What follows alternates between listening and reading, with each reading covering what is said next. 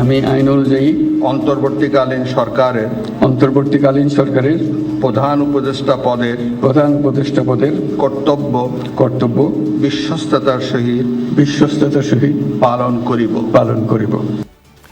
অন্তর্বর্তী সরকারের প্রধান হিসেবে দায়িত্ব নিলেন ডক্টর মোহাম্মদ ইউনূস। বিশিষ্ট ব্যক্তিদের উপস্থিতিতে বঙ্গভবনে শপথ নিয়েছেন আরও 13 উপদেষ্টা।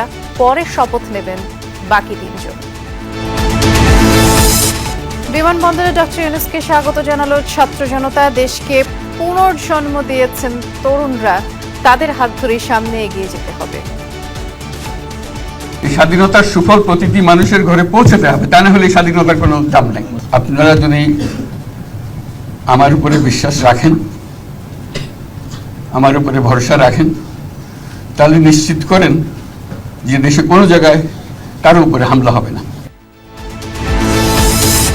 অন্তর্বর্তী সরকারের সাফল্য নিয়ে আশাবাদী বিএনপি। বললেন, গণতন্ত্র পুনরুদ্ধার ও অর্থনীতি দ্রুত সচল করাই প্রধান কাজ। রাষ্ট্রীয় প্রতিষ্ঠানগুলো সত্যিকার অর্থে কার্যকর করার তাগিদ বিশিষ্টজনদের।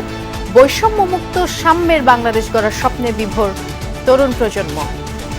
ওনার দ্বারা যেন আমরা প্রত্যেকটা সেক্টরে দুর্নীতিমুক্ত করতে পারি। বাঙালি জাতিকে আমরা নতুন একটি রাষ্ট্র উপহার দেব, আর সেই উপহার রূপকার উন্মোচন করবে ডক্টর মোহাম্মদ ইউনূস।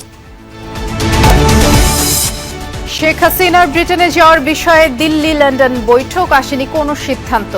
বাংলাদেশের স্থিতিশীলতা ফিরবে আশা যুক্তরাষ্ট্রের। রাতের বাংলাদেশে ছাড়াও থাকছে আইজি নির্দেশে রাজধানীর বিভিন্ন ইউনিটগুলোতে রিপোর্ট করছেন পুলিশ সদস্যরা।